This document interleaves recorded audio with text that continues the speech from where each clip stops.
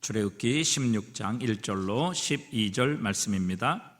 이스라엘 자손의 온 회중이 엘림에서 떠나 엘림과 시내산 사이에 있는 신 광야에 이르니 애굽에서 나온 후 둘째 달 15일이더라.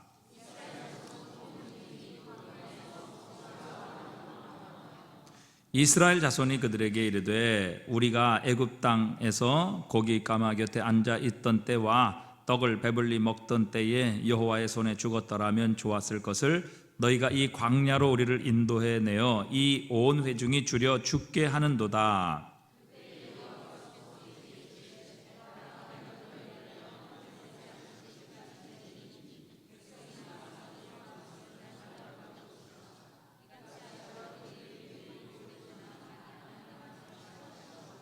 여섯째 날에는 그들이 그 거둔 것을 준비할지니 날마다 거두던 것의 갑절이 되리라.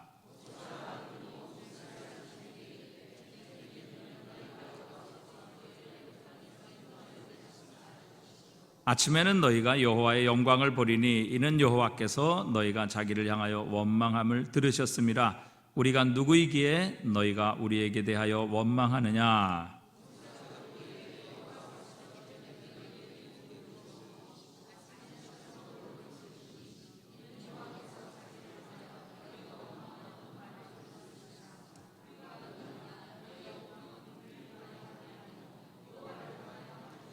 모세가 또 아론에게 이르되 이스라엘 자손의 온 회중에게 말하기를 여호와께서 가까이 나오라, 여호와께 가까이 나오라, 여호와께서 너희의 원망함을 들으셨느니라 하라.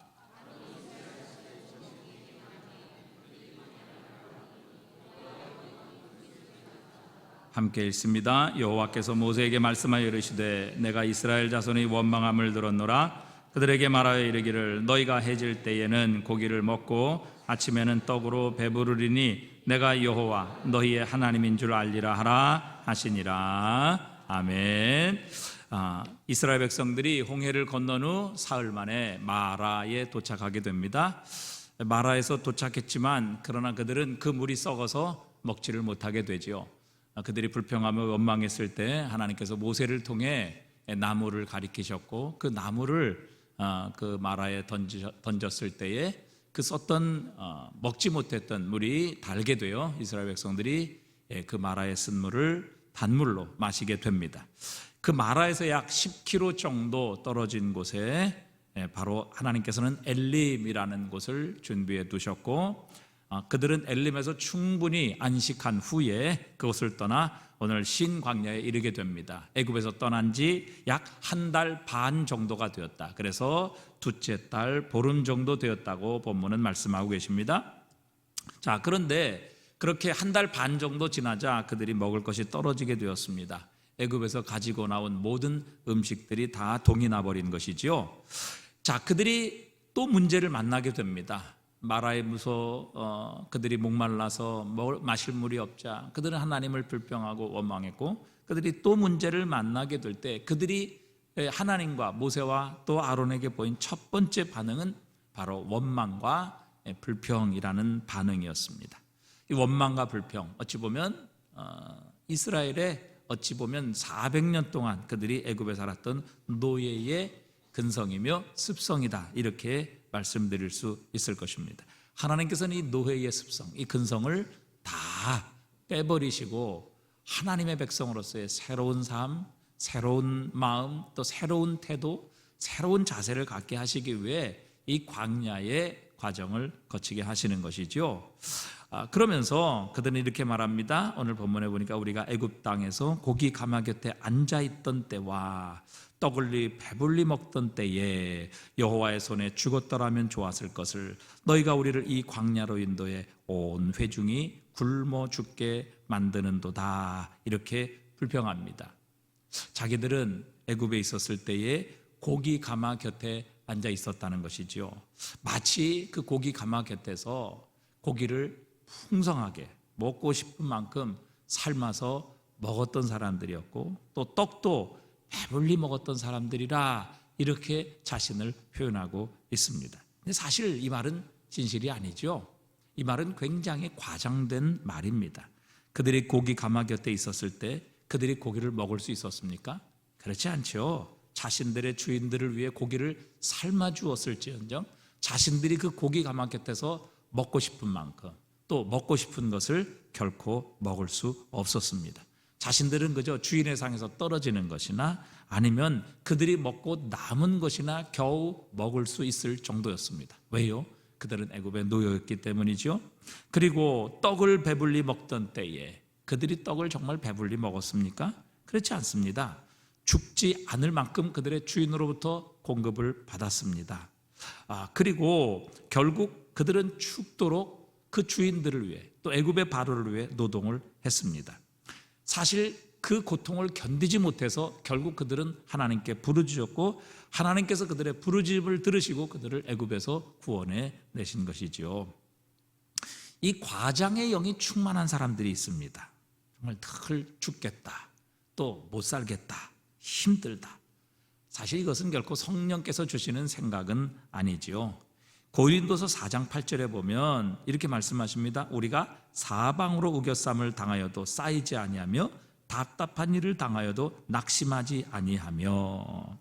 하나님께서는 때로 우리로 하여금 사방으로 우겨쌈을 당하게 하실 때가 있습니다. 그러나 그렇다고 해서 결코 우리는 이것 때문에 죽지 않습니다. 이것 때문에 망하지 않는다는 사실이지요. 하나님께서는 우리 주변에 있는 문제들로 인하여 결코 죽지 않게 하십니다. 여러분, 일평생 여기까지 오시면서 얼마나 많은 문제를 당하셨습니까? 얼마나 많은 문제를 맞이하셨습니까? 정말 내가 해결할 수 없을 거라고 생각했던 그런 문제들을 얼마나 많이 당하셨습니까? 그런데 여러분, 그것 때문에 죽으신 적이 있습니까? 그것 때문에 죽으셨다면 여기 계신 분은 한 분도 계시지 않겠지요.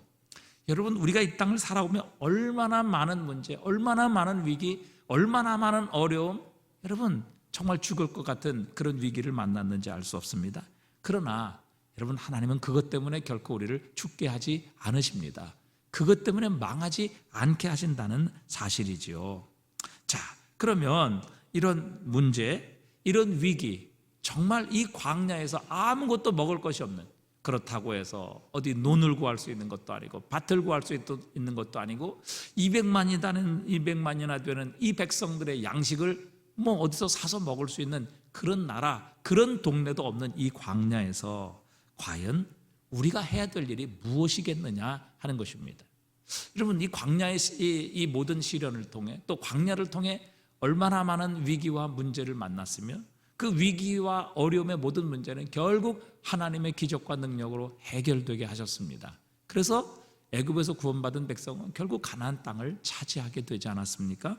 자, 그렇다면 우리가 이런 위기를 만날 때, 문제를 경험하게 될 때 과연 이 문제와 위기를 우리는 어떻게 해결해 나가야 할 것이냐 하는 것입니다. 가장 중요한 첫 번째는 우리가 이 광야에서 사람에게서 그 문제를 해결하려 하지 말아야 한다는 사실입니다. 여러분, 광야에서 사방을 둘러보십시오. 지금 먹을 양식이 없는데 여러분, 이 문제를 해결할 해결책이 나옵니까? 결코 없습니다. 여러분, 이 광야에서는요, 그들이 가진 문제의 해결책을 찾을 수가 없는 것입니다. 사방 어디를 둘러보아도 결코 양식이 없어서 굶어 죽을 것 같은 이 이스라엘 백성들의 문제, 여러분, 이 광야, 사람, 그의 주변과 사방에서는 결코 이 문제를 해결할 해답을 찾을 수 없다는 사실입니다.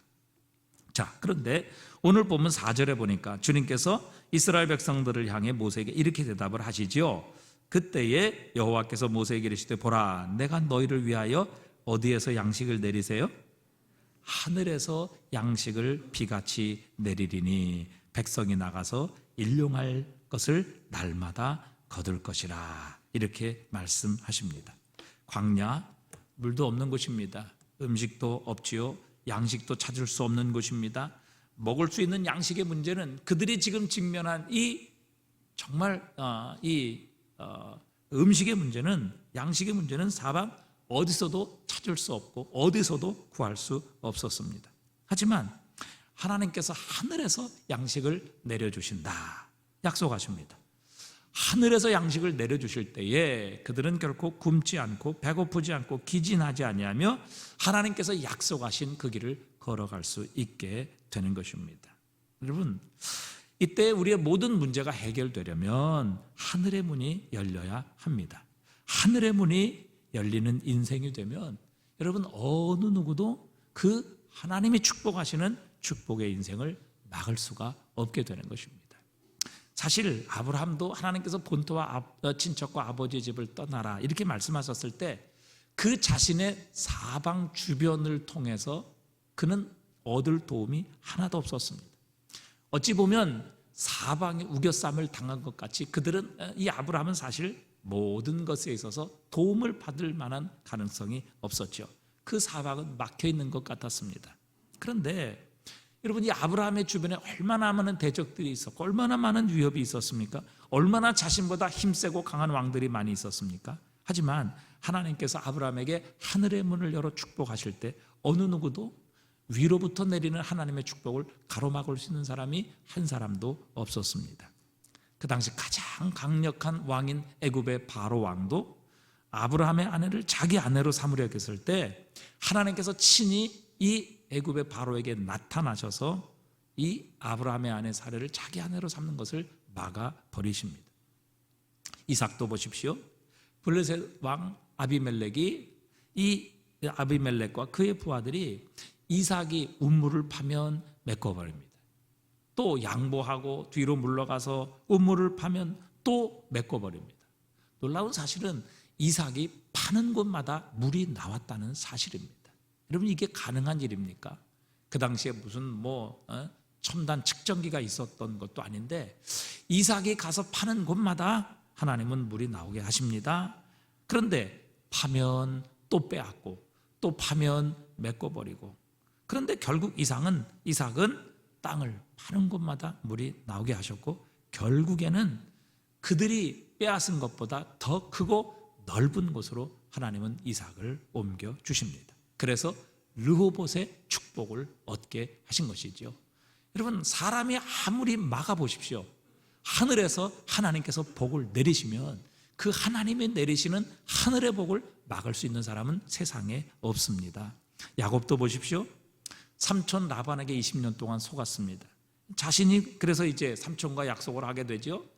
모든 이제 얼룩진 것은 다 떼어서 자신의 삼촌 라반의 아들들에게 주고 자신은 그저 흰 양, 혹은 그런 전혀 무늬가 없는 양과 염소만을 이제 소유하게 됩니다. 그런데 놀라운 사실은 이 야곱이 젖붙이는 튼튼하고 또 아주 튼실한 양들은 새끼를 낳을 때마다 다 얼룩무늬, 점 있는 것 이런 것들을 낳게 하셔서 결국 라반에게 속은 모든 것들을 다 보상받게 하시고 거부가 되어서 이 라반의 집을 떠나게 하십니다. 여러분 야고보서 1장 17절은 이렇게 말씀하십니다. 함께 읽어봅니다. 온갖 좋은 은사와 온전한 선물이 다 위로부터 빛들의 아버지께로부터 내려오나니 그는 변함도 없으시고 회전하는 그림자도 없으시니라. 아멘. 여러분 진정한 선물은 하나님께로부터 오는 것입니다. 진정한 축복은 하나님께서 주시는 것이라는 사실입니다.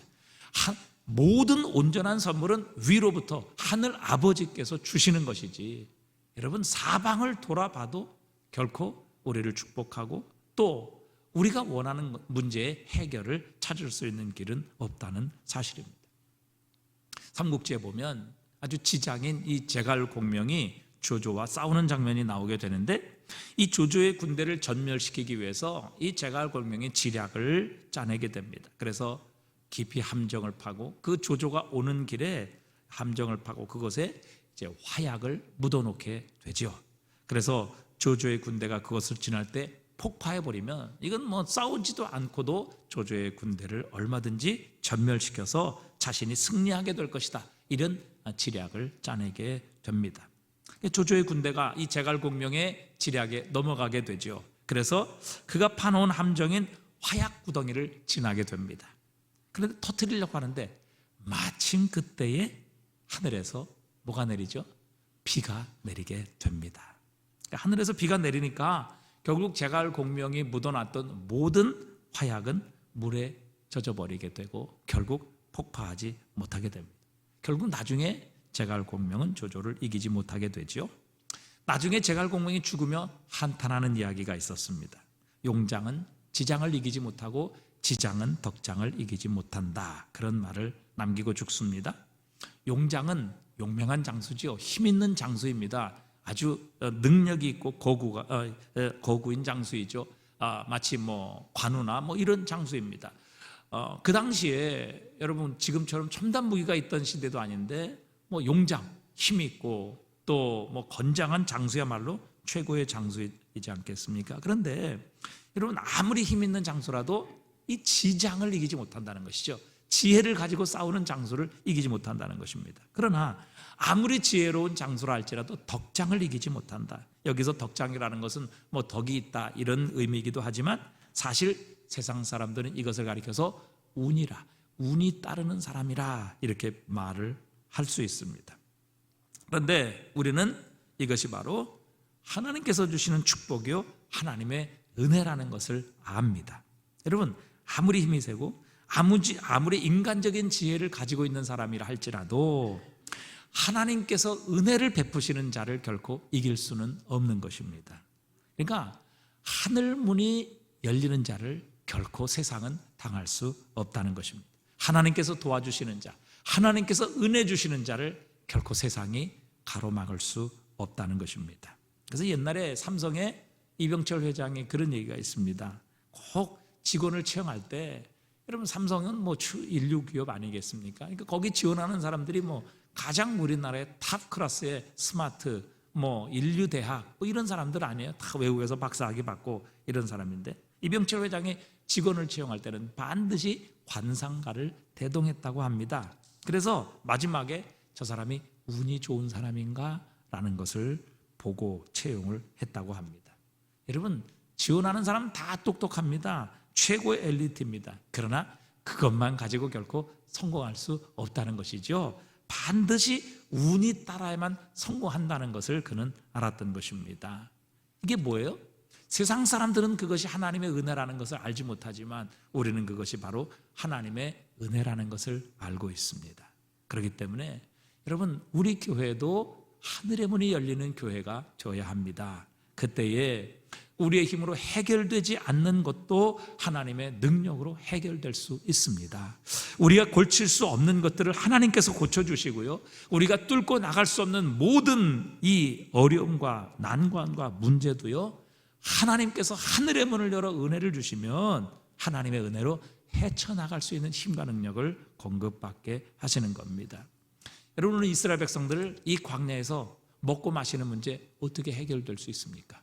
광야는요 아무리 사방을 둘러봐도 광야에서 사람에게서 그 해결책을 찾을 수 없습니다. 그런데 하나님께서 오늘 분명히 말씀하십니다. 오늘 본문 4절에 여호와께서 모세에게 이르시되 보라 내가 너희를 위하여 하늘에서 양식을 비같이 내리리니 하나님께서 하늘의 문을 열어 양식을 비같이 내리시면 이 광야의 모든 문제도 결국 해결되게 하시는 겁니다. 그렇기 때문에 여러분 하늘의 문이 열려야 합니다. 그리고 하늘의 문이 열린 사람, 하늘의 문이 열린 교회를 당할 수 있는 세상은 없는 것입니다. 자, 그렇다면 여러분 하늘의 문을 여는 열쇠가 무엇입니까? 하늘의 문을 여는 열쇠가 무엇입니까?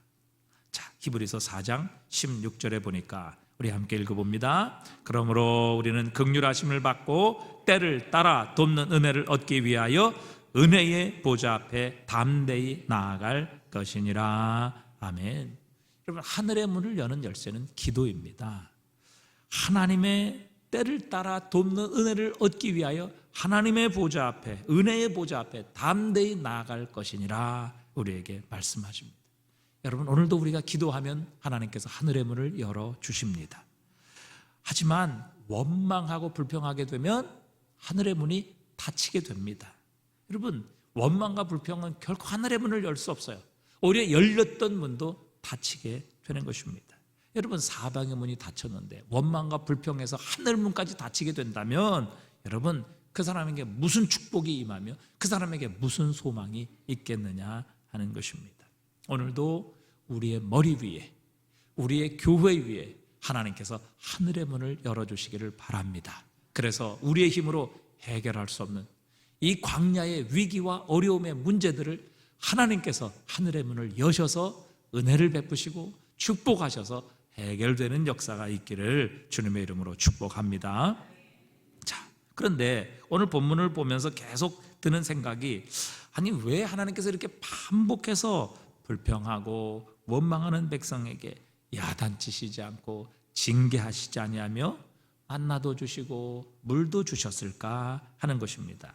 아니 주시더라도 좀 혼 좀 내시고 저 어디 뭐 발몽댕이라도 좀 뭐 불어버리시든 뭐 부드럽 불어버리시든지 뭐 이렇게 혼을 내고 야단을 치시고 나서 왜 그렇게 했느냐, 이렇게 주실 만도 한데 하나님께서는 그렇지 아니하시고 원망하는 백성들에게 그냥 은혜를 베풀어 주시는 것을 보여주십니다.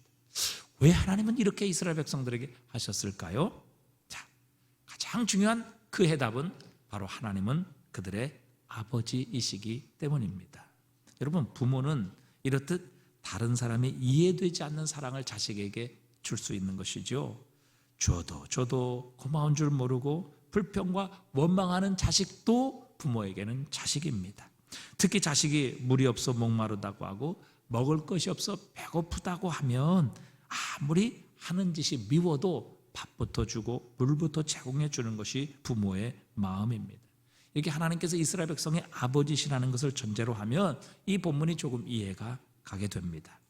자, 400년 넘게 애굽에서 노예로 살던 이스라엘 백성들은 그들이 일하고 나면 애굽의 주인들이 그들에게 먹을 것을 대가로 주었습니다. 아무 일도 하지 않고 맨날 놀고 잠만 자고 이러는 노예, 이러는 종들에게 먹을 것 주고 마실 것 주는 주인은 없습니다.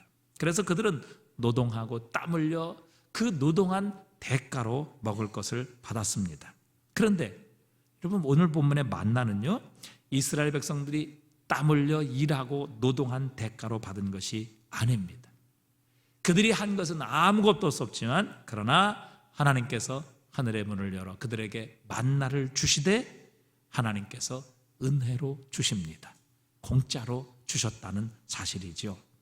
그러니까 하나님과 이스라엘 백성은 주인과 종의 관계가 아니라는 것입니다. 노동하고 땀 흘려서 그 대가로 이 만나를 받은 것이 아니라 그들은 부모와 자식 간의 관계로서 하나님께서 이스라엘 백성들을 그분의 아들, 딸로 여기시기에 하나님은 은혜로 만나를 그들에게 내려주신 것입니다. 하나님께서 매일 일용할 양식으로 만나를 주셨습니다.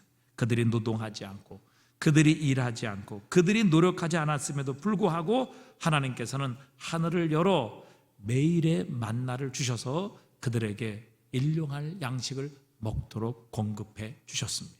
왜요? 이것을 통해서 그들을 먹이시는 분이 하나님이시라는 것을 알게 하시기 위함이었습니다. 그들에게 진짜 양식을 주시는 분은 하나님이시라는 것을 깨닫게 하시기 위함이었습니다. 그래서 매일 하나님께서 그들에게 일용할 양식, 만나를 주심으로 이 만나를 주시는 분이 하나님이시라는 것을 확실하게 그들의 삶에, 그들의 생각에 각인시켜 주시는 것이죠. 1년치 주셨다면 그럼 그것이 하나님께서 주셨다? 처음에는 그렇게 생각할지 몰라도 한 달 지나고 2달 지나고 석 달 지나면요, 그건 당연히 자신들이 먹는 것이다라고 이렇게 생각할 수 있었을 것입니다. 그러나 매일매일 하나님께서 약속하신 대로 매일의 양식을 주시게 되면 이 양식을 주시는 분이 바로 하나님이시라는 것을 그들은 인정하지 않을 수 없었습니다. 또 하나님께서 양식을 주시는 분이시기에 날마다 그들은 하나님을 의지하기를 원하셨던 것이죠. 그래서 하나님은 월용할 양식을 주시지 않았습니다. 연용할 양식을 주시지 않으셨습니다. 일용할 양식을 주셨습니다. 그래서 매일매일 만나를 내리심으로 하나님이 이 만나를 주시는 분, 하나님이 그들에게 먹을 양식을 주시는 분이시라는 것을 분명하게 각인시키셨고, 또 매일매일 그 하나님을 의지하고 소망하며 바라보며 살기를 원하셨던 것이죠. 한꺼번에 쌓아둘 만큼 양식을 주신다면 그들은 하나님을 바라보기보다 양식을 바라보며 하나님을 사모하며 하나님을 의지하지 않았을 것입니다. 이것을 보면 하나님께서 이 날마다의 일용할 양식을 주심으로 날마다 주님과 교제하며 날마다 주님 의지하며 살기를 원하셨다는 것을 보게 됩니다. 여러분, 요즘 이렇게 냉장고를 보면 일용할 양식이 아니라 일주일 양식, 심지어는 딤채 1년 먹을 양식까지도 다 쌓아두는데, 여러분, 그건 성경적이 아니지요. 또 남자들이 제일 무서워한 게 곰국, 여자분들이 끓이는 거라고 그러는데 그 국 끓여갖고 일주일씩 먹고 열흘씩 먹는 거 별로 성경적이 아니라고 생각합니다. 일용할 양식 우리가 해서 먹어야 합니다. 날마다 우리 주님 의지하고 주님을 생각함으로 정말 양식을 주시는 분이 주님이시다, 우리가 그것을 늘 생각하며 주님과 날마다 교제하며 살기를 원하시는 것이죠. 그래서 하나님께서 일용할 양식을 주신 것이거든요. 자, 그 다음에 또 하나님께서 이 일용할 양식을 만나러 주신 이유가 있습니다. 자, 그것을 통해서 하나님께서는 너희들의 미래는 너희가 준비하는 것이 아니라 바로 아버지 하나님께서 준비하시고 책임지시는 분이시라는 것을 하나님은 그들에게 확신하기를 원하셨습니다. 여러분, 이스라엘 백성들은 이 하나님을 믿지 못했죠. 그래서 결국 하나님께서 매일 양식을 주실 것이며 하루 먹을 양식만 거두라, 그렇게 하나님이 분명히 명령하셨어요. 그것을 시험하셨어요. 그런데 이스라엘 백성 중에는요, 결국 하나님을 신뢰하지 못해서 만나를 줍기는 줍되 욕심으로 더 많이 주어서 숨기는 사람들이 생겨나게 되었습니다. 그런데 어떻게 됩니까? 하나님 말씀대로 하루가 지나면 그 만나는 썩어서 냄새가 나고 먹지 못하게 되었습니다. 그러니까 왜 이렇게 살았느냐, 또 왜 이렇게 살 수밖에 없었느냐, 그건 이스라엘 백성들이 이전에 애굽의 삶의 방식을 가지고 있었기 때문입니다. 애굽에서는요, 자기가 자신의 먹을 양식을 쌓아두지 않으면 안 되었습니다. 애굽에서는 자신의 양식을 자신이 벌어야 됐고요, 자신이 노력해서 그것을 채워야만 했던 이 애굽의 삶의 방식이 여전히 이스라엘 백성들에게 남아 있었던 것이죠.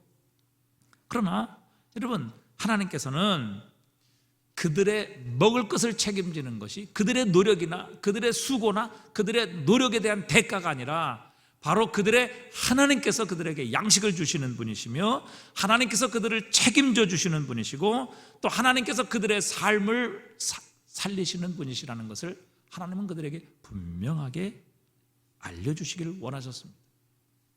그래서 하나님께서는 오늘의 양식뿐만 아니라 내일도 모레도 그들의 삶을 영원히 책임지시는 하나님이시라는 것을 하나님께서는 그들에게 가르쳐 주시기를 원하셨던 것입니다. 비슷한 맥락에서 하나님께서는 만나를 주시면서 안식일을 지키라 이렇게 명령하셨습니다. 오늘 23절에 보니까요, 모세가 그들에게 이르되 여호와께서 이같이 말씀하셨느니라. 내일은 휴일이니 여호와께 거룩한 안식일이라. 너희가 구울 것은 굽고 삶 것은 삶고 그 나머지는 다 너희를 위하여 아침까지 간수하라 그랬습니다.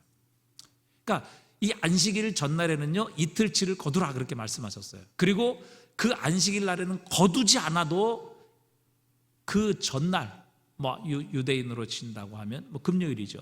그 전날 거둔 것이 그 다음날 놔둘지라도 썩지 않게 하셔서 안식일에도 일하지 않고 먹을 수 있도록 하나님께서 이 모든 것을 배려해 주십니다. 근데 이스라엘 백성들은요, 애굽에 있을 때 어떻게 살았어요? 안식일이고 뭐가 없었습니다. 그들은 하루하루 일하지 않으면 먹을 것이 없었어요. 그래서 안식일에도 쉬면 먹을 것이 없을 것이다 이렇게 생각을 하며 살았습니다. 이것이 애굽의 사고 방식이지요. 자신이 일해서 먹고 사는 것입니다. 자신의 삶을 자신이 책임져야 합니다. 자신의 양식도 자신이 벌어야만 합니다. 자신의 미래도 자신에게 달려 있었습니다. 하지만 하나님께서는 그런 이스라엘을 애굽에서 건져내셔서 하나님의 백성 삼으시고 그들에게 안식일을 지키라. 그리고 너희가 일하지 않아도 안식일에는 충분히 먹을 수 있도록 하나님께서 이것을 보장해 주셨습니다. 무엇을 가리키는 것일까요? 우리의 삶을 책임지시고 우리에게 먹을 것을 주시는 분은 하나님이시라는 것을 알려주시는 겁니다. 내가 노력해서 먹는 게 아니라 내가 노력하지 않아도 안식일에 일하지 않아도 안식일에 내가 열심히 일하지 않아도, 땀 흘리지 않아도 하나님께서 나의 삶을 책임지시고 먹이시는 분이시라는 것을 이스라엘 백성들로 하여금 다시 한번 확실하게 믿을 수 있도록 하나님께서 이 안식일을 통해 훈련시키시는 것이죠. 그래서 자신의 힘으로 사는 것이 아니라 하나님께서 공급하시는 힘으로 사는 백성이라는 것을 하나님께서 알게 하신 겁니다. 왜 안식일을 지키지 못하는가요? 안식일을 일하지 않으면 내가 굶을 것이다 이렇게 생각하기 때문에 하나님을 믿지 못해서 결국은 그렇게 살아가는 것이죠. 이것이 애굽에 있었던 이스라엘 백성들의 노예 근성이고 노예의 습성이었습니다. 그러나 이제 하나님의 백성이 된 후에 하나님께서 말씀하십니다. 안식일을 일하지 마라. 그리고 평일날에는 너희가 그 음식 거두고 남은 것을 저장해 두면 썩지만, 그러나 안식일에는 안식일 날까지 그 전날 거둘지라도 썩지 않게 하시고 너희가 그것을 일하지 않아도 너희가 먹을 수 있도록 내가 책임질 것이다 이렇게 말씀하시고 그 말씀대로 그대로 이루십니다. 그러므로 안식일에 일하지 않아도 너희의 생명과 삶을 책임지시는 분이 하나님이시라는 것을 그들에게 분명하게 알려주셨습니다. 그렇기 때문에 이스라엘 백성들이 안식일날 일하지 않아도 굶지 않는다, 이게 뭐예요? 그들은 자신의 노력과 자신의 노력한 대가로 사는 것이 아니라 하나님 아버지의 은혜로 사는 백성이라는 것을 하나님은 그들이 꼭 깨닫기를 원하셨던 겁니다. 여러분, 예수님께서도 동일한 말씀을 하셨거든요. 우리가 잘 아는 마태복음 6장 31절에 여러분 한번 읽어볼까요? 그러므로 염려하여 이르기를 무엇을 먹을까 무엇을 마실까 무엇을 입을까 하지 말라. 이는 다 이방인들이 구하는 것이라 너희 하늘 아버지께서 이 모든 것이 너희에게 있어야 할 줄을 아시느니라 말씀하십니다. 이전에 들에 나는 공중에 나는 새를 보라. 사람이 먹을 것을 주지 않고도 굶어 죽어서 떨어지는 새 없지 않느냐.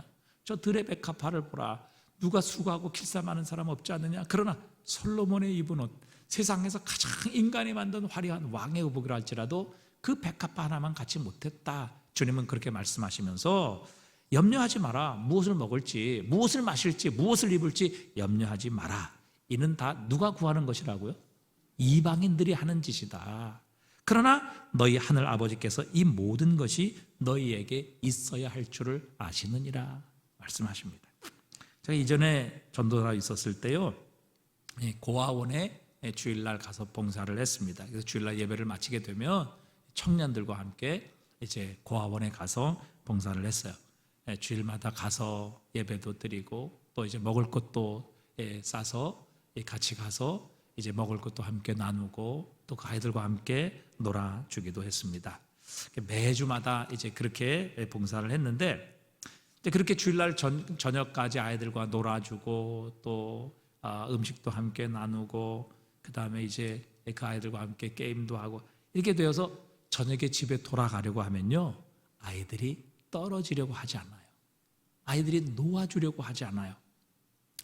정말 그 아이들이 얼마나 참 사랑을 그리워하는지, 그런 아이들의 모습을 보면 너무 마음이 아팠습니다. 그 아이들은 부모가 없어요. 책임져 주는 사람이 없습니다.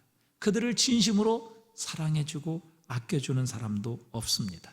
심지어 부모에게조차 버림받은 아이들입니다.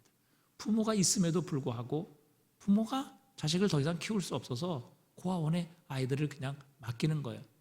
좋은 의미에서 맡기는 거지 자기 살라고 버리는 것이죠. 그래서요, 그런 고아원에 있는 아이들에게 조그만한 정이라도 주면요, 그 아이들은 그 정을 놓기 싫어서, 그 정을 놓치기 싫어서 떨어지지 않으려고 하는 그 아이들의 모습을 보고 헤어질 때 참 마음이 아팠던 적이 있습니다.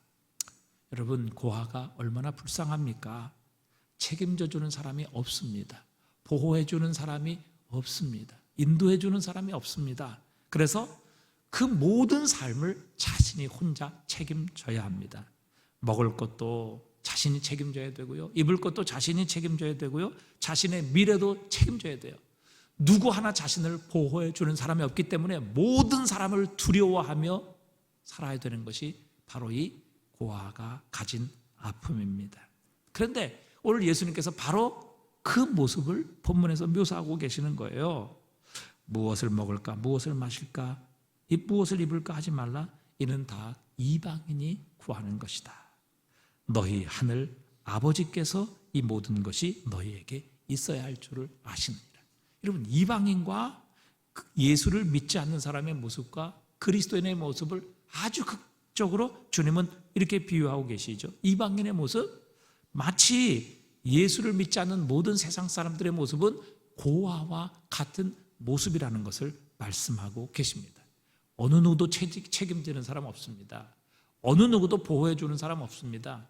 어느 누구도 지지해 주는 사람 없습니다. 모두가 다 적입니다. 그렇기 때문에 스스로를 보호해야 되고요, 스스로 먹을 것을 챙겨야 되고요, 스스로를 책임져야 하는 것이 바로 이 고아 이방인의 모습이라고 말씀하십니다.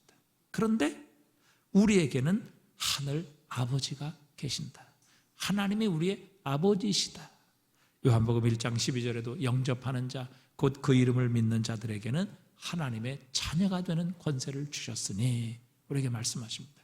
여러분, 예수 그리스도를 영접하고 믿는 자들에게는 하나님께서 우리의 아버지가 되어 주십니다.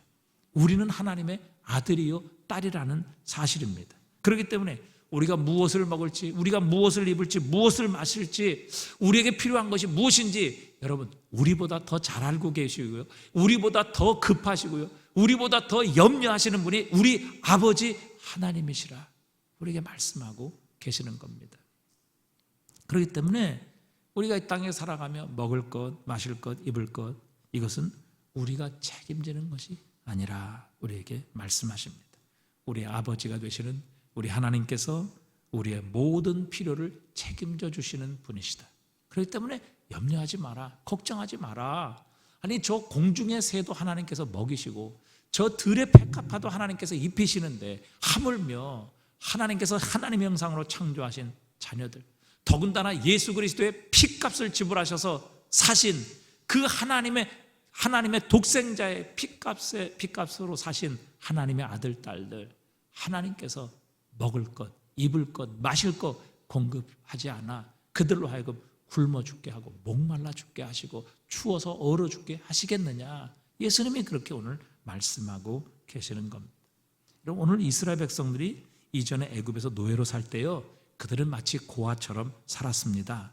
자신의 삶 자신이 책임져야 됐고요, 노력하는 만큼 그들은 대가를 받았고요, 또 그 주인들에게 자신의 행위만큼 그들은 대가로 받았던 사람들입니다. 그러나 이제 하나님께서 그들을 애굽에서 구원해내십니다. 그리고 하나님께서는 그분의 백성, 그분의 자녀 삼으셨습니다. 출애굽기 4장 22절에 보니까요, 하나님께서 바로에게 자신의 백성이고 자신의 노예라고 여겼던 그 바로에게 하나님이 이렇게 말씀하시죠. 너는 바로에게 이르기를 여호와의 말씀에 이스라엘은 내 아들 내 장자라. 더 이상 애굽의 노예도 아니고요, 바로의 종도 아니요, 이제는 하나님의 자녀, 하나님의 장자라 하나님은 그렇게 선포하십니다. 하나님께서 이스라엘을 하나님의 아들, 딸로 삼으셨기 때문에 아버지신 하나님께서 책임지신다는 겁니다. 그들이 노력하고 땀 흘려 대가로 만나를 받은 것이 아니라 그들은 하나님의 자녀이기 때문에 하나님께서 하나님의 은혜로 그들을 먹이시고 입히셨던 것이죠. 그렇기 때문에 여러분, 오늘 우리가 이 땅에서 먹고 입고 살아가는 것, 그것은 우리가 책임질 것이 아닙니다. 그것은 우리의 아버지 되신 하나님께서 책임지시는 겁니다. 이것 때문에 염려하고 걱정하는 것은요, 하나님을 아버지로 두고서 우리는 고아처럼 살아가는 인생이 될 수밖에 없는 것입니다. 오늘 우리는 하나님의 자녀입니다. 하나님은 우리의 아버지이십니다. 여러분도 자녀 있으시죠? 자녀를 향해 여러분이 어떤 마음 가지고 계시는지 잘 알고 계시지 않습니까? 자녀보다 자녀가 더 잘 되기를 바라는 것, 자녀보다 그들에게 진짜 필요한 것이 무엇인지를 알고 자신의 생명을 바쳐서라도, 피를 팔아서라도 자녀에게 더 좋은 것 주기를 원하시는, 바로 그것이 부모의 마음입니다. 바로 그 마음보다 더 엄청난 비교할 수 없는 마음을 가지고 생각을 가진 분이 우리 하나님 아버지이십니다. 그러기에 여러분, 그들이 무엇을 먹을지 무엇을 마실지 하는 것은 노력의 대가로 받는 것이 아니라 하나님의 은혜로 받는 것들입니다. 왜냐하면 우리는 하나님의 자녀이기 때문입니다. 그렇기 때문에 우리가 부모 없는 고아처럼 살지 않기를 우리에게 당부하십니다. 우리가요, 하나님 주신 말씀대로 순종하고요, 우리에게 주신 사명을 따라 살아가면 하나님께서는 이 모든 것을 더하시겠다고 우리에게 약속해 주셨어요. 이는 다 이방인이 구하는 것이라 너희 하늘 아버지께서 이 모든 것이 너에게 있어야 할 줄을 아시느니라 라고 말씀하시며 이 6장 마지막 결론을 하나님은 이렇게 맺으십니다.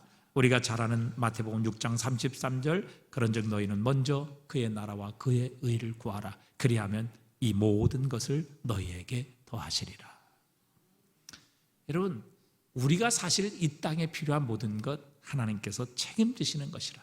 우리가 이제 해야 될 것은 무엇인가 하면 이 땅에 무엇을 먹을까 마실까 이런 거 걱정하고 이런 것을 위해서 땀 흘리고 우리가 이런 것 때문에 노력하고 그것에 대한 대가로 하나님께 무엇인가 먹고 입을 것을 받는 것이 아니라 우리는 먼저 하나님의 나라와 하나님의 나라와 그의 여러분, 우리는 하나님이 기뻐하시는 것, 또 하나님과의 올바른 관계, 하나님께서 주신 사명을 우리의 삶의 우선순위로 여기게 되면 나머지 모든 것들은 하나님께서 더하시리라, 책임져 주시리라 약속하고 계십니다.